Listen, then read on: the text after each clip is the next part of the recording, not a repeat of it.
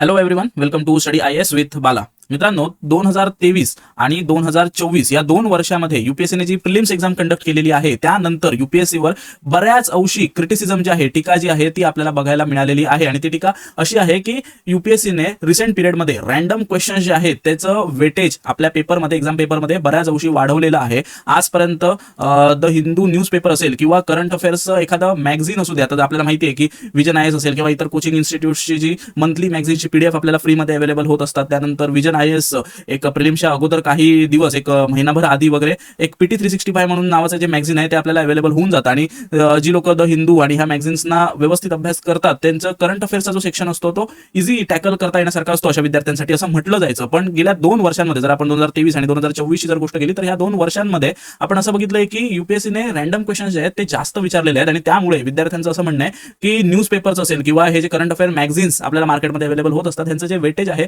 ते काही प्रमाणात कमी झालेलं आपल्याला दिसत आहे. आणि लोकांकडनं किंवा एक्सपिरियन्सकडनं हा प्रश्न पण बऱ्याच वेळा विचारला गेलेला आहे की आता सगळंच आम्ही स्टडी करायचं आहे का? जर आम्हाला एक्झाम क्लिअर करायची असेल तर मग हिंदू न्यूजपेपर असेल, इंडियन एक्सप्रेस असेल, अजून जे नॅशनल इंटरनॅशनल न्यूजपेपर्स असतील, त्यानंतर एक करंट अफेअरचा सोर्स करायचा, एक करंट अफेअरचा मॅगझिन करायचं, की आता सगळ्याच मॅगझिन्स आम्ही करायच्या. असे बऱ्याच पद्धतीचे क्वेश्चन जे आहेत ते एक्सपिरियन्स कडून युपीएससीला विचारण्यात आले होते. बरेच व्हिडिओज जे आहेत ते 2023 च्या प्रिलिम्स नंतर युट्यूबवर व्हायरल देखील झालेले आहेत की क्रिटिसायझिंग की आता विद्यार्थ्यांनी अभ्यासाची लेवल जी आहे ती किती वर नेऊन ठेवायची आहे जेणेकरून प्रिलिम्स मध्ये जे सिलेक्शन आहे ते आम्ही पक्क करू शकतो. बट जर तुम्हाला सांगायचं झालं तर स्टील आपल्याकडे एक संधी आहे की हे जे रॅन्डम क्वेश्चन्स युपीएससी विचारत आहे त्या क्वेश्चन्सना आपण काही अंशी डिकोड जे आहे ते करू शकतो. पण ते कसं करू शकतो हे जर आपल्याला माहिती नसेल, जर आपण कम्प्लिटली करंट अफेअर मॅगझिनवर डिपेंड राहणार असू किंवा द हिंदू न्यूजपेपरमध्ये जे आपल्याला वरवर लेवलला जे दिसतंय त्याच गोष्टींना जर आपण धरून चालणार असू तर आपल्याला समजायला पाहिजे की the time has change, the competition has change, and so the way we study, आपल्याला ही जी पद्धत आहे स्टडी करण्याची ती थोडीफार बदलायची आहे. थोडंफार त्याच्यामध्ये अपग्रेडेशन जे आहे ते आणायचं आहे. आता आपल्याला माहिती आहे जर आपण कुठले सॉफ्टवेअर वापरत असू, इव्हन आपण मोबाईल जर वापरत असू तर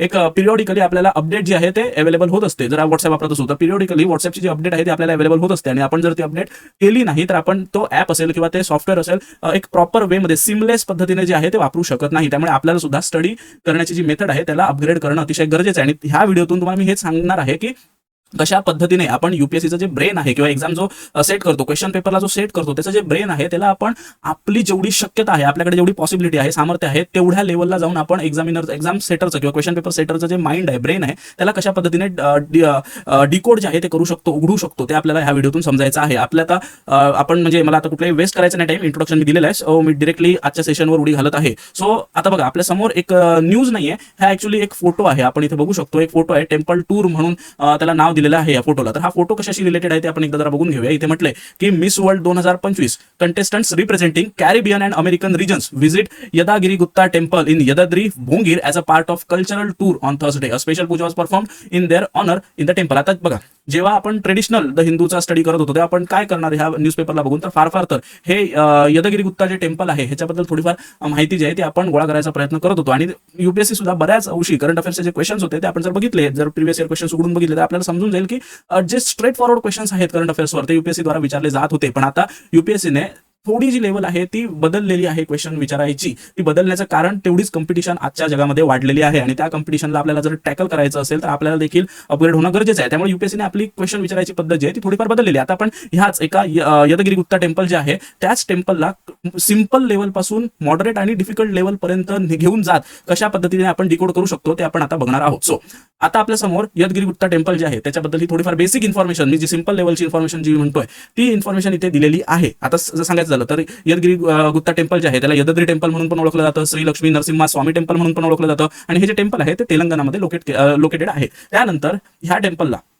तेलंगणाची जी लोक आहेत ती ॲज अ तिरुपती, स्वतःचा तिरुपती म्हणून प्रमोट करतात. म्हणजे आता लालबागचा राजा, मुंबईचा लालबागचा जो राजा आहे त्याची जशी एक ख्याती आहे, प्रसिद्धी आहे, तशीच तिरुपतीला आंध्र प्रदेशमध्ये तिरुपतीची एक ख्याती आहे. आणि तेलंगणाची लोक ह्या टेम्पलला स्वतःचा तिरुपती म्हणून इथे प्रमोट करतात, ह्या मंदिराला आणि ह्या मंदिरच्या डीटीला. आता तर ही जी डीटी आहे ती कोणाशी संदर्भात डीटी आहे किंवा ही जी मूर्ती त्या मंदिरामध्ये आहे ती गॉड नरसिम्हाची मूर्ती आहे, जो विष्णूचा अवतार आहे. त्यामुळे आपल्याला लक्षात ठेवायचं आहे की हे जे नरसिम्हा स्वामी टेम्पल आहे ते वैष्णविझमशी रिलेटेड आहे. त्यानंतर आता थोडंफार हे आपण सिंपल जी इन्फॉर्मेशन होती ती बघितली. त्यानंतर आपण आता थोडंफार जर गेल्या काळात बघितलं असेल तर हिस्टॉरिकल रेफरन्स जो आहे एखाद्या टेम्पलचा असेल किंवा एखाद्या प्लेसचा असेल तो युपीएससी विचारताना बऱ्याच वेळा दिसते. त्यामुळे आपण थोडं मॉडरेट लेवलला जर ह्या टेम्पलला जर डिकोड केलं तर त्याची हिस्टॉरिकल रेफरन्स काय तो आपण बघून घ्यायचा आहे. आणि तो रेफरन्स असा आहे की यदा जो एका सेजचा साधूचा एक मुलगा आहे त्याने गॉड नरसिम्हाला एक जे रिच्युअल आहे ते परफॉर्म केलं होतं, ज्याचं नाव आहे पिनन्स रिच्युअल, जे म्हणजे आपण पश्चातापासाठी किंवा रिग्रेट करण्यासाठीचं जे रिच्युअल आहे ते हे या यदाने गॉड नरसिम्हाला परफॉर्म केलं होतं. आणि त्या रिच्युअलवर प्रसन्न होऊन गॉड नरसिम्हाने आपल्या 5 अवतारामध्ये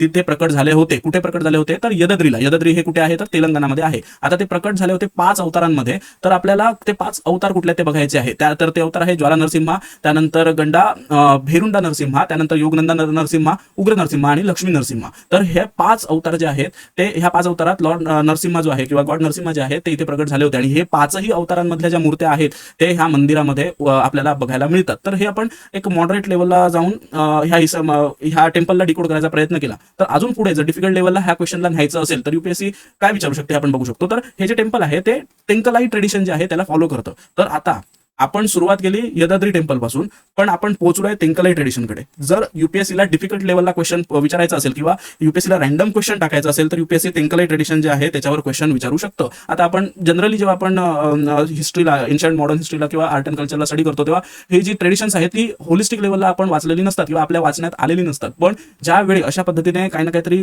करंट अफेअर्समध्ये आलेलं असतं आणि त्या थ्रू आपण हिस्टॉरिकल रेफरन्स घेत थोडा आत जायचा प्रयत्न केला तर आपण काही क्वेश्चन्स जे आहेत ते इझिली टॅकल करू शकतो. सो आपण जे टेम्पल पासून चालू केली पण आता एका ट्रेडिशनकडे येऊन थांबलेलं आहोत, जे ट्रेडिशन जनरली आपल्या स्टडीमध्ये बघायला मिळत नाही. तर थोडं ह्या ट्रेडिशन बद्दल आपण एकदा समजून घेऊया की हे ट्रेडिशन जे आहे ते आता वैष्णविझमचा एक सेक्ट आहे. आता हा वैष्णविझमचा सेक्ट आहे तर ह्याला कम्पीट करणारा पण कुठला तरी एक सेक्ट असू शकतो. मग हे तेंकलाई ट्रेडिशन बरोबर एक वतकलाई ट्रेडिशन म्हणून जे आहे ते देखील एक्झिस्ट करतं, जे अजून एक सेक्ट आहे वैष्णविझमचा. मग आता ऑब्व्हियसली आपण तेंकलाई ट्रेडिशन तर ठीक आहे पण इथपर्यंत तर येऊ शकलो, पण आपल्याला जर वतकलाई टेम्पलचा आपण अभ्यास केलेला नसेल आणि वतकलाई टेम्पलवर क्वेश्चन आला तर आपण पुन्हा युपीएससीला क्रिटिसाइज करणार की आता आम्ही अभ्यास करायचा तर करायचा कशाचा, नक्की वाचायचं तर वाचायचं कशाचं. आणि हिस्ट्रीच्या बाबतीत ही कायम हिस्ट्रीच्या बाबतीत एक हिस्ट्री राहिलेली आहे, ते म्हणजे हिस्ट्रीच्या क्वेश्चन्सना अनप्रेडिक्टेबल क्वेश्चन्स म्हणूनच कॅटेगराईज केलं जातं. अजूनही हा जो टॅबू आहे तो बघायला आपल्याला मिळतो, पण आपण कधीच बघत नाही की हिस्ट्रीचे जे क्वेश्चन्स आहेत त्यांना आपण बऱ्याच अंशी प्रेडिक्ट करू शकतो through PYQ analysis, through this kind of current affairs analysis. आपण हिस्ट्रीच्या क्वेश्चन्सना बऱ्याच अंशी प्रेडिक्ट करू शकतो, बट वी डू नॉट. कारण आपण आता तेंकलाई ट्रेडिशन पर्यंत ठीक आहे, मॉडरेट डिफिकल्ट लेवलला जरी आपण बघितलं तरी तेंकलाई ट्रेडिशन पर्यंत येऊन आपण थांबू शकतो. पण तेंकलाई ट्रेडिशन मध्ये जर आपण जायचं झालं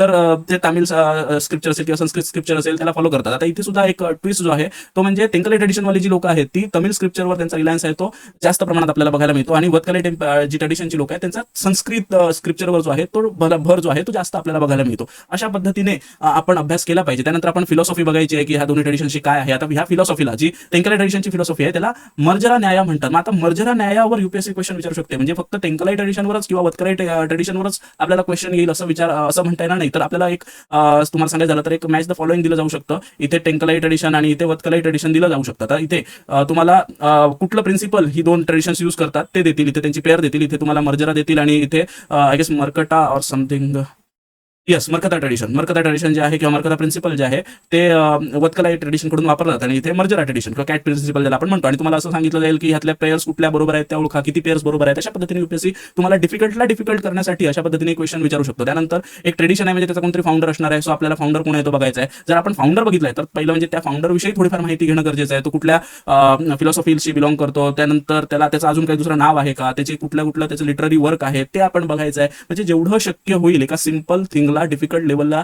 आपण प्रिपरेशन मध्येच नेण्याची तेवढं आपल्याला न्यायचं आहे. कारण जर युपीएससी 20 रॅन्डम क्वेश्चन्स विचारत असेल तर आपल्याला ऍटलिस्ट 5 ते 8 रॅन्डम क्वेश्चन्सना इझिली टॅकल करता येणं गरजेचं आहे. जर आपण एवढ्या क्वेश्चन्सना इझिली टॅकल करू शकत असू तर 10 ते 16 मार्कांनी आपण इतर स्टुडंट्सपेक्षा, ज्यांना आपण मॉडरेटली सिरियस ऍस्पिरंट्स म्हणतो, त्या सिरियस ऍस्पिरंटपेक्षा आपण 10 ते 16 मार्क आपण जास्त मिळवू शकतो. जास्त आपण कॉम्पिटिशनमध्ये त्यांच्यापेक्षा 10 ते 16 मार्कांनी वर असू शकतो, ह्याची आपल्याला काळजी घ्यायची आहे. त्यामुळे अशा पद्धतीने आपण तेंकलाई ट्रेडिशन बघितलं. त्यानंतर वतकलाई ट्रेडिशनचं पण तसंच आहे, ते कुठल्या सेक्टशी बिलॉंग करतं, त्यानंतर कुठले स्क्रिप्चर वापरतात आणि त्यातलं पण कुठलं स्क्रिप्चर आहे किंवा कुठलं लँग्वेज आहे ती प्रॉमिनंटली यूज केली जाते ते बघायचं आहे. त्यानंतर फिलॉसॉफी काय आहे, त्या फिलॉसॉफीचं नाव काय आहे आणि त्याचे लीडर कोण आहेत. एवढ्या सगळ्या गोष्टी बघितल्यानंतर आपण म्हणू शकतो की हे जे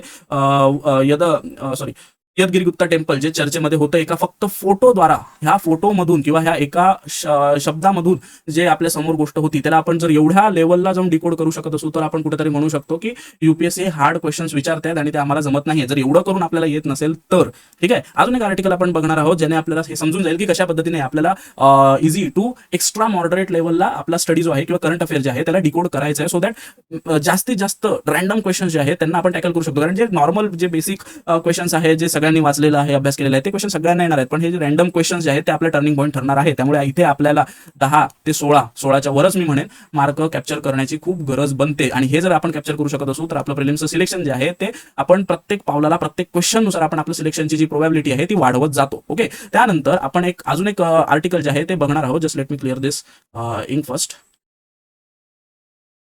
ओके, सो आता ही जी न्यूज आहे ही न्यूज बघितल्यानंतर आता दोन प्रकारे आपण ऍस्पिरंट्सने इथे कॅटेगराईज करूया. एक तर नॉर्मल ऍस्पिरंट आणि एक तर ओव्हर ऑप्टिमिस्टिक ऍस्पिरंट जो आहे, अशा दोन ऍस्पिरंटच्या टाईपमध्ये आपण कॅटेगरायझेशन केलेलं आहे. आता जो नॉर्मल ऍस्पिरंट आहे तो काय करणार आहे की ही न्यूज बघणार की restore Kancha Gachibowli forest or risk jail for officials SC2 Telangana. म्हणजे हे कुठेतरी एक पॉलिटिकल न्यूज आहे असं आपल्याला पहिलं म्हणजे पहिल्याच प्रथमदर्शी जे आहे किंवा फर्स्ट इन्स्टन्सला जे इम्प्रेशन पडते ते म्हणजे ही पॉलिटिकल न्यूज आहे. आणि आपण जनरली युट्यूबच्या व्हिडिओज थ्रू ऐकलंय की पॉलिटिकल न्यूजकडे आपल्याला जास्त बघायचं नाही, इग्नोर करायचं. ती लोक एवढंच सांगतात की आपल्याला पॉलिटिकल न्यूजना इग्नोर करायचंय. ती लोक हे सांगत नाही जर त्या पॉलिटिकल न्यूजमध्ये अशी कुठली तरी गोष्ट असेल जी पर्टिक्युलर सब्जेक्टला युपीएससीच्या रिलेट करते तर ती आपल्याला त्यातनं घ्यायची आहे. हे तुम्हाला मी ह्या चॅनलद्वारे सांगायचा आज प्रयत्न करत आहे की तुम्हाला एखादी पॉलिटिकल न्यूज असेल किंवा जी इररिलेव्हंट न्यूज वाटत असेल आणि त्या न्यूजमध्ये जर एखादी अशी कुठली टर्मिनॉलॉजी, अशी एखादी कुठली कन्सेप्ट जी आपल्याला माहिती नाही आणि जी डिरेक्टली ऑर इनडायरेक्टली युपीएससीच्या प्रिलिम्सच्या किंवा मेन्सच्या कुठल्याही एका पर्टिक्युलर सब्जेक्ट सोबत जर ती क्लॅश करत असेल तर आपल्याला ती कन्सेप्ट किंवा ती टर्मिनॉलॉजी, त्या रिलेटेड प्लेस असेल, काही असेल,